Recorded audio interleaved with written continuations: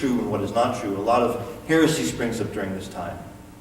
But I think with some of these, and we'll see this especially next week with the wheat and the tares, Matthew is dealing with some very significant pastoral issues about church oversight, the church care. And the reality is that there are people in church who are hearing, but there is nothing being produced from their lives. And this is true today as well. And I think Matthew's trying to explain, using Jesus' words to explain, why does that happen? Well, there's three ways in which that happens, and there's one way in which it doesn't happen, and there is productivity. And if you look at this statistically, 3 out of 4 people, 3 out of 4 of these soils are not productive. And that means that there's a high chance that a lot of believers will not be as productive as they could be as well. So I think Matthew is trying to use this to explain, using Jesus' words, why people in the community of believers in his day, as in our day, are hearing but not producing. And one of the explanations is that Satan is snatching the word, the desire to follow, out of their hearts. So what is the solution? I'll give you a little bit of a solution there in that last column, because it wouldn't be nice to just leave you with this. And again, I don't want you to just look at this and say, oh, this one is me, but not these other 3. I think there could be little bits of truth for each of us in all of these soils. Especially if you keep in mind that we're not talking saved versus unsaved. We're talking about what are some things that prohibit us from being productive. If we're hearers, what's the gap between hearing and productivity? Well, there's something that is hindering our persistence. In this case, what is hindering persistence is a lack of understanding. So I basically just said there, we need to strive to understand, not just to hear, not just to attend, not just to listen to the services, but to strive to understand what is really going on. And that, for me, is kind of the theme of what we're doing here on Wednesday nights with the parables. Not just to read the parables that we've read dozens of times, but to really get to what are they saying. What does it mean for me? What am I supposed to do with that? We need to strive to understand what is being discussed in the parables. We need to figure out how to apply that to our lives. We need to personalize it. Not just see it as doctrines out there, but to personalize what is going on here. And ask ourselves, in what ways are we not understanding? In what ways are we failing to understand? In what ways are we not taking time to understand? And basically prohibiting productivity in our own lives because of our lack of understanding. And before we move on, I wrote this little sentence down. Believers probably need to take in less and process more. We talk about, read your Bible through in a year and all this kind of stuff. You know, just read a little chunk and process it. Try to understand what it is saying, even if it's 3 or 4 verses. We went through 1.5 verses on Sunday. In an hour and 50 minutes. I talk too much, that's part of the problem. But there was a lot there. And we processed, we looked at the words, and we thought about it. That's okay.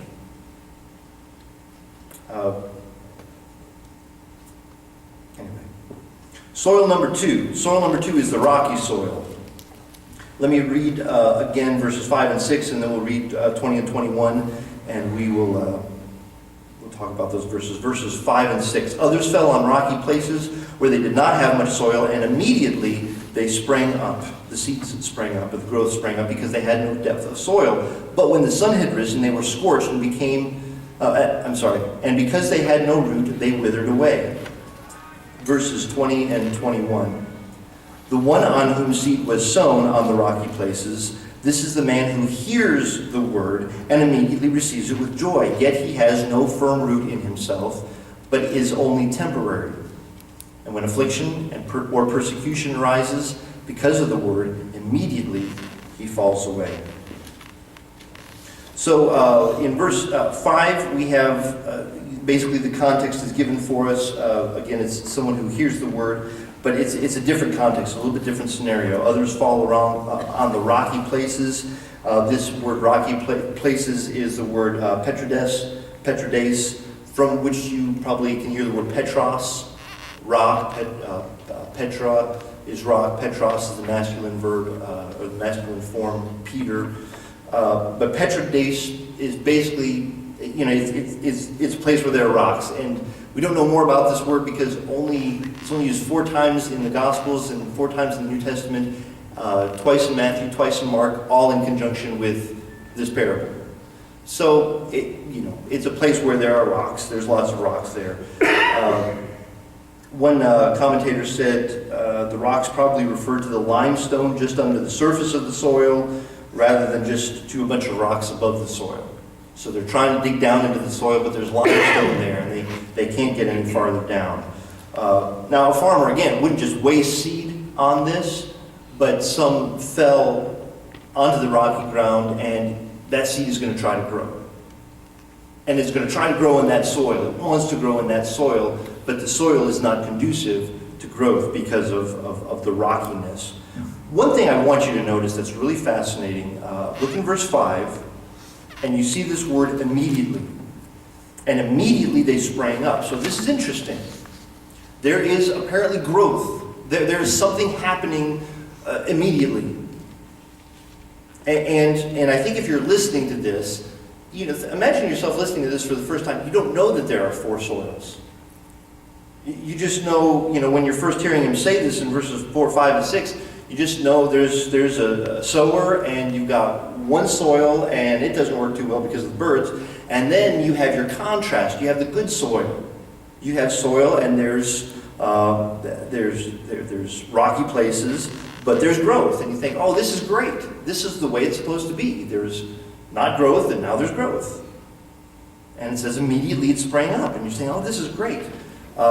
Verse 6 is introduced with a adversative conjunction, but when the sun rises, they were scorched. They did not have root, they withered away. So in verse 5, you have the word used immediately. Now flip over to verse 20, and again you see the word immediately, euthus or eutheos in the Greek. And then verse 21, immediately. So it seems to be what's being addressed here is someone who responds initially and they respond very well. Look at what it says in verse 20. It says that this is the one, they hear the word, again, everybody hears the word, but they hear the word, they receive it with joy. So this is good. There's initially something very, very good happening here. They receive it immediately with joy. But the problem is that there is not depth. Verse 21, there is not a root. And notice how he words that. Yet he has no root in himself. It mentions that it's temporary. And then because there is not a rootedness, it is easily unrooted. It is easily knocked over. There's affliction or persecution arises because of the word, and immediately falls away. Now it's interesting how they receive it immediately, and they fall away just as immediately. They're quick to embrace it, and there's excitement, and there's joy, and there's tears, and there's a big experience. But when things get difficult, there's not the rootedness to encourage persistence. And they fall away just as quickly as they embraced it. And I think that the repetition of that word immediately is done on purpose. Because there is no rootedness, there is no productivity. So the failure is related to the persecutions that result from the individual's identification with Christ. And usually these words for persecution or affliction are related to one's religious persecution, not just they got a horrible disease and then they kind of lost their faith, though that does happen as well. And without rootedness, those kind of afflictions can throw one off as well. But it seems to be more related to new situations that arise in light of their desire to follow Christ. And as I've said before, I don't think we're always honest with people regarding what they're getting themselves into. We say, hey, here's your mansion in the sky, and you're going to be free from all your, forgiven from all your sins.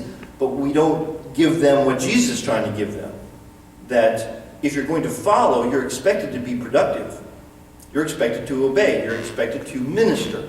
You're expected to be a useful member of the believing community. Oh, I just want to go to heaven, man. That's all I didn't want all this churchy stuff. And I think, this is probably the phenomenon that I've, seen a zillion times. I don't know if you've ever been to, and I'm sure you've had some wonderful spiritual moments in your life. You've been to a retreat or a camp or this or that, and there's a revival, and a lot of people come forward. There's joy, there's enthusiasm, but there is not something to measure the legitimacy of what is happening. The only thing that measures, all we have is immediacy.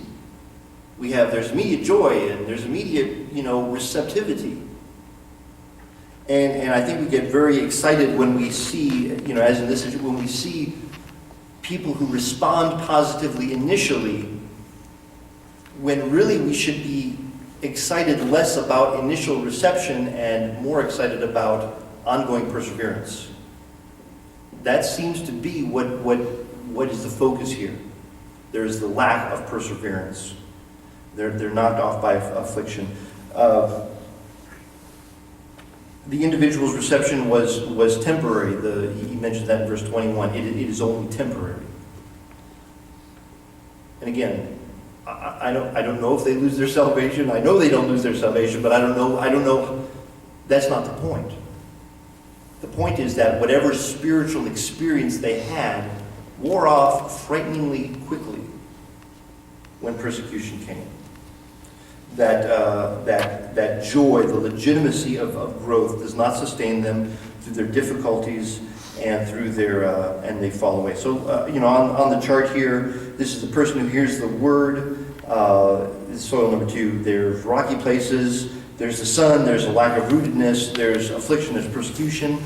There's a reception with joy in the receptivity category. It is received with joy, but they fall away, and the result is no productivity. So what is the solution to this? The solution is rootedness. He says that in verse 21, that there is no firm root. In fact, the word firm is written in there, or it kind of added by the translators. He says there's no root. And this idea of rizzo, of rootedness, of being rooted, is a common metaphor in the New Testament. And I guess I have those examples there. Ephesians 3:17, so that Christ may dwell in your hearts through faith, and that you, being rooted and grounded in love. Now that's interesting there in Ephesians 3:17, because he says rooted and grounded in love. We tend to think of rootedness as, I've got to know more about the Bible. And I believe that's part of it. In fact, Colossians, the next one, Colossians 2:7 says, having been firmly rooted and now being built up in him and established in your faith. So there is an educational, there is a knowledge element to being rooted. But what Paul has just said in Ephesians 3:17 is that you need to be grounded or rooted in love. This kind of gets back to the doctrine practice thing. It's not just, man, I got my degree, or I've taken these classes and I attend on a regular basis, and now, man, look how much I know. That means I'm rooted. Rootedness, just taking these two examples and a few more, rootedness seems to be a more holistic experience. That is both education, that is both knowledge, that is the way we relate to one another. It's the ability to withstand affliction and persecution. It is a faith that is deep enough which will produce joy that can be sustained. Remember, in verse 20, there was joy. But that joy did not last. So a deep-rooted faith has a joy that perseveres throughout trial, that helps buoy one above the difficulties of life. It's not just knowing more, it's being able to live that. And apparently it prevents from backsliding. Notice in the end of verse 21, immediately he falls away. And if I am not mistaken,